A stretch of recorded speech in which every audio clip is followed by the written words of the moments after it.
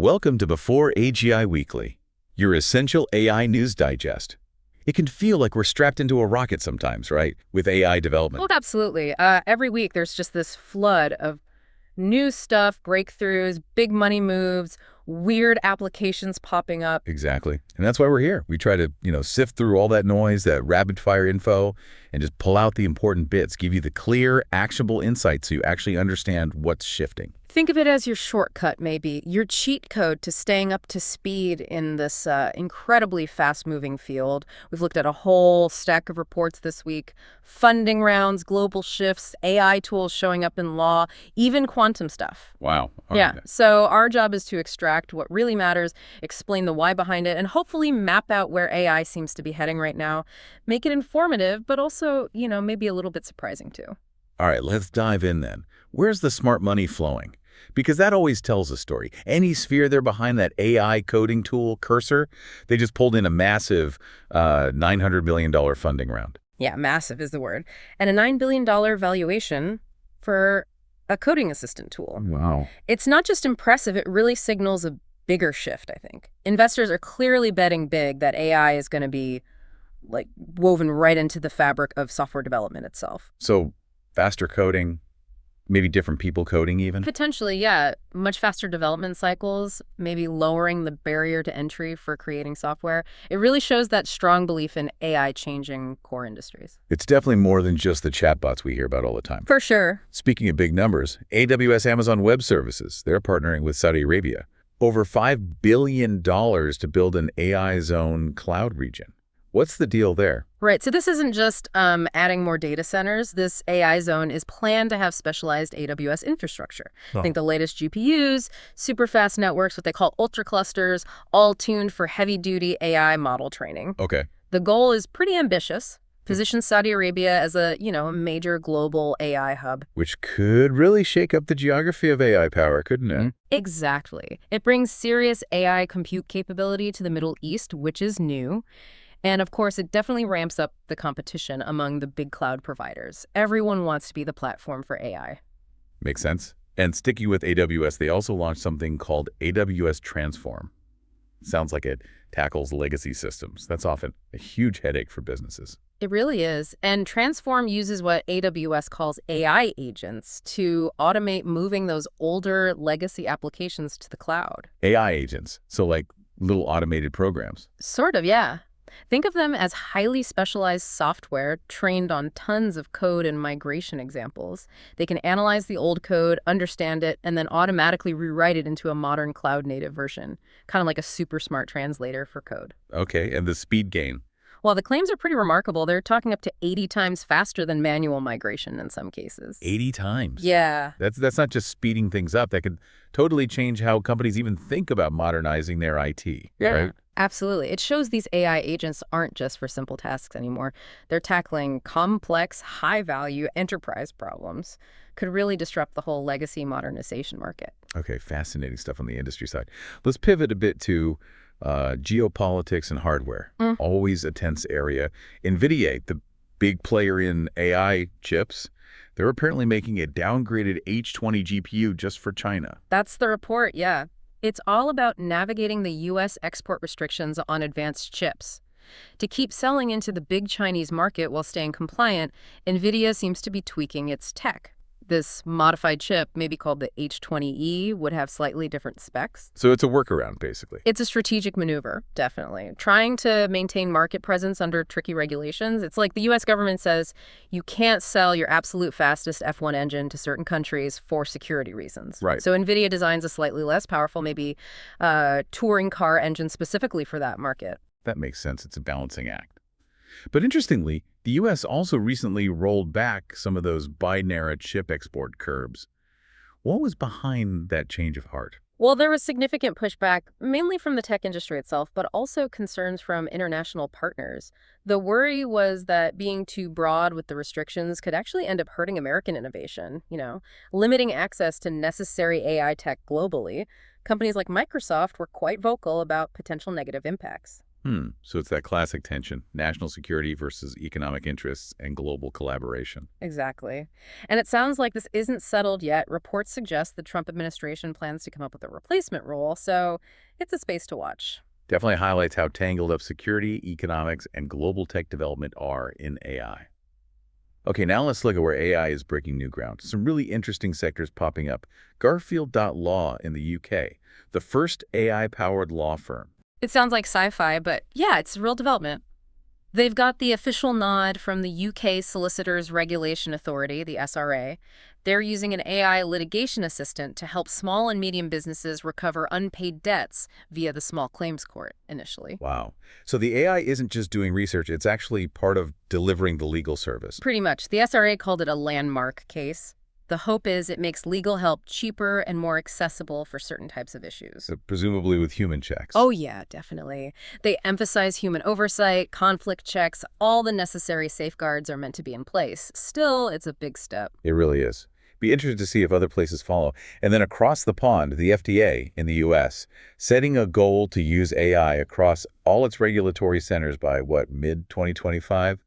That feels ambitious. It's a very ambitious timeline. The goal is to speed up scientific reviews, modernize how the FDA works. They're planning for all centers to use a common, secure, generative AI system. Generative AI. So the AI could be helping write reports or analyze data. Exactly. Analyzing huge data sets from clinical trials, maybe spotting patterns humans might miss, even drafting initial review summaries potentially. Faster approvals for medicines could be great, but does speed risk cutting corners? That's the crucial question, isn't it? The big trade-off. How do you gain efficiency without sacrificing the thoroughness of the safety and efficacy reviews? It'll be critical to watch how they implement that. Absolutely. And one more in this theme, Figma. Lots of designers use Figma. They're launching AI tools for design and websites. Yeah, they're rolling out things like Figma sites for building websites, Figma Make to automate design tasks, and Figma Draw for AI-assisted drawing. The idea seems to be making digital creation easier for people who aren't, specialized designers or developers. Lowering a barrier between idea and actual thing. Pretty much. Potentially changing workflows for designers, too. It feels like another step towards enabling more people to create online stuff.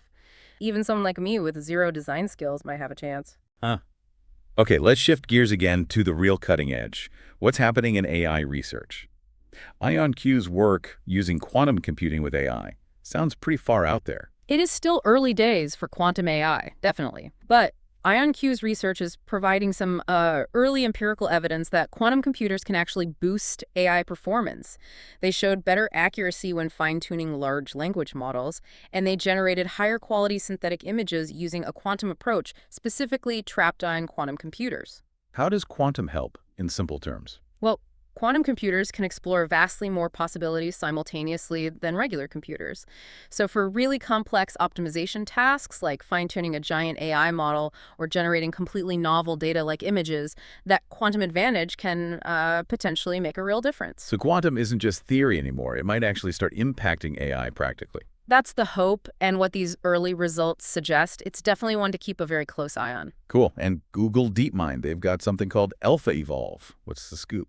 AlphaEvolve is, well, it's pretty mind-bending. It's an AI agent powered by their Gemini models that basically designs and improves other algorithms all by itself. An AI that creates better AI. Essentially, yes. It's already shown progress in things like optimizing matrix multiplication, which is fundamental in computing and improving scheduling in data centers. Wow. The long-term potential there seems huge. Astronomical, potentially. It could completely change how we discover new algorithms and accelerate technological progress across the board. It's like AI pulling itself up by its own bootstraps. Truly incredible. Okay, one more research bit. Comparing those fancy reasoning-enhanced LLMs with standard machine translation, NMT. What did they find? It's interesting. So the standard NMT systems, they still score better on the automatic sort of mathematical metrics. But when humans evaluated the translations, they often found the ones from the reasoning-enhanced LLMs felt more accurate, more adequate, and flowed better, more fluent. Okay, so better human perception, but is there a catch? Big catch, computational cost. These LLM approaches, especially the multi-agent ones, used way more resources, like 5 to 15 times more compute power. So classic quality versus cost trade-off. Exactly. Important to remember when thinking about deploying these at scale. Right. Okay, let's move to another big theme. Open source AI. Feels like that's really gaining steam. It absolutely is, and there's some compelling evidence emerging. A Harvard Medical School study, for instance, they found that the open-source Llama 3.1405b model performed basically neck and neck with GPT-4 on diagnosing really complex medical cases published in the New England Journal of Medicine. That's huge, especially for a critical field like medicine. It really is. It shows that these open models can be genuinely competitive with the big proprietary ones, even on tough tasks. Plus, they offer advantages like, data privacy control and customizability. And there's funding going into open source AI now, too. Yes, FIRE, the Foundation for Individual Rights and Expression, and the Cosmos Institute just launched a $1 million grants program specifically for truth-seeking AI. They want to back open-source projects that focus on advancing things like truthfulness, free thought, viewpoint diversity, and encouraging inquiry within AI systems.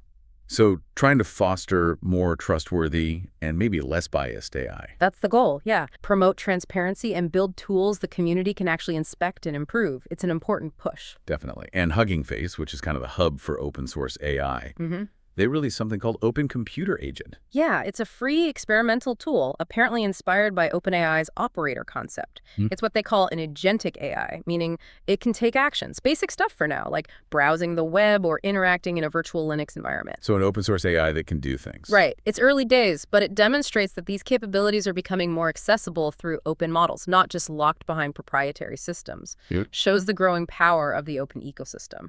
Okay, the open source scene is definitely vibrant. Now, we have to touch on the trickier side. Risks and responsibilities. Cyber attacks. Yeah, the UK's National Cybersecurity Centre, the NCSC, put out a warning. They predict AI could significantly ramp up cyber attack risks by 2027.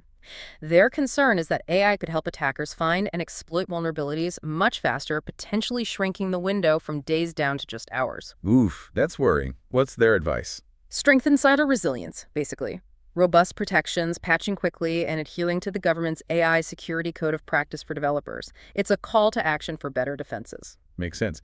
And finally, on the regulation front, there's a proposal from House Republicans in the U.S. for a 10-year pause on state AI laws. That's right, a proposed moratorium.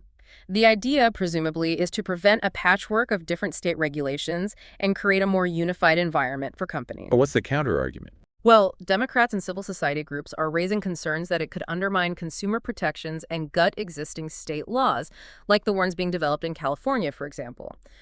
They argue states need the flexibility to address specific local concerns that a federal approach might miss. So it's the federal versus state control debate, but applied to AI regulation. Pretty much. It highlights the ongoing struggle to figure out the right level and type of oversight for this rapidly evolving technology. Okay, wow. We've covered a lot of ground this week. We really have. So just to quickly recap the big themes, we saw huge investments pouring into AI dev tools, major AI infrastructure expanding globally, AI pushing into new areas like law and medicine, fascinating research blending AI with quantum AI designing algorithms, the serious rise of open source AI. And of course, the growing need to manage the risks and responsibilities that come with all this power. So here's maybe something for you to chew on as we wrap up.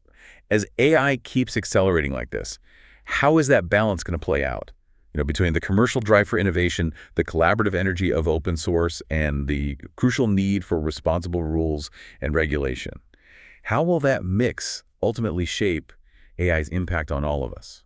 And maybe more personally, what role will you play in figuring out this changing landscape? That's a really important question, I think. Something everyone needs to consider as AI gets more and more integrated into, well, everything. Absolutely. Well, if you found this week's breakdown helpful and you want to keep up with this fast-moving world, definitely hit that subscribe button. We'll be back with more concise analysis. And hey, for deeper docs, maybe some hands-on tutorials, you can always check out my YouTube channel. That's Ian Ochieng AI, spelled O-C-H-I-E-N-G. Thanks so much for tuning in to Before AGI Weekly.